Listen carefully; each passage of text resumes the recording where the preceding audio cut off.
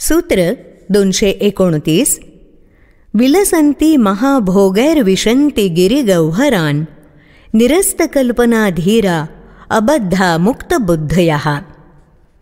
सर्व कल्पनांचा त्याग केलेला, बंधनरहित आणि मुक्तबुद्धीचा धैर्यशाली पुरुष काही वेळा अनेक महान सुखांचा उपभोग घेत त्या सुखांशी क्रीडा करतो आणि काही वेळा पर्वतांच्या गुहांमध्ये राहतो.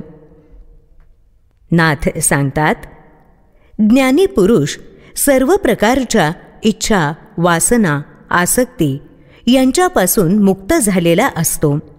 किंबहुना त्यामुळेच तो नानाविध सुखांचा मुक्तपणे उपभोग घेऊ शकतो आणि त्यांच्यापासून मुक्तही होऊ शकतो. कारण तो त्यात मनानं आणि मनापासून गुंतलेला नसतो. सर्व प्रकारच्या कर्मबंधनांपासून तो खऱ्या अर्थानं मुक्त असतो.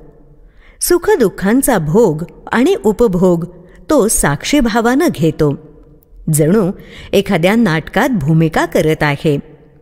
भूमिका ही भूमिकेतील व्यक्तिरेखा असते, ती म्हणजे ती खरी व्यक्ती नसते. ज्ञानी पुरुष ह्या जगातही ह्याच तटस्थ भावाने जगतो, वावरतो. या जीवनात आपल्या वाट्याला आलेली भूमिका आपण पार पाडत आहोत, ती ह्या शरीराची भूमिका आहे. आपण त्यापासून वेगळे आहोत, आत्मस्वरूप आहोत याची त्याला पूर्ण जाणीव असते.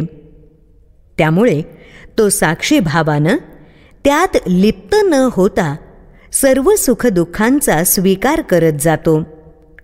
जितक्या सहजतेनं तो एखाद्या महालात राहतो, तितक्याच सहजपणे तो गिरिविहार करत मुक्तपणे गुहांमध्येही आनंदानं निवास करू शकतो. कारण तो अनासक्त असतो, त्याचा कोणताही आग्रह नसतो. म्हणूनच तो सर्वथा मुक्त असतो. भौतिक जगाच्या बंधनात असल्यासारखं दिसत असूनही खऱ्या अर्थानं मुक्त असतो. आपल्या केवळ आत्मरूपाशी एकरूप होऊन त्याच्याच स्वभावानुसार सहज वर्तन व्यवहार करीत असतो. सुखदुःखांशी सहज क्रीडा करून त्यातून अलगद बाजूला होऊ शकतो. सहज मुक्त वर्तन हीच त्याची ओळख आणि हेच त्याचं वैशिष्ट्य आहे, असं सर्वज्ञ महागुरु श्री अष्टवक्र मुनी इथे सांगत आहेत.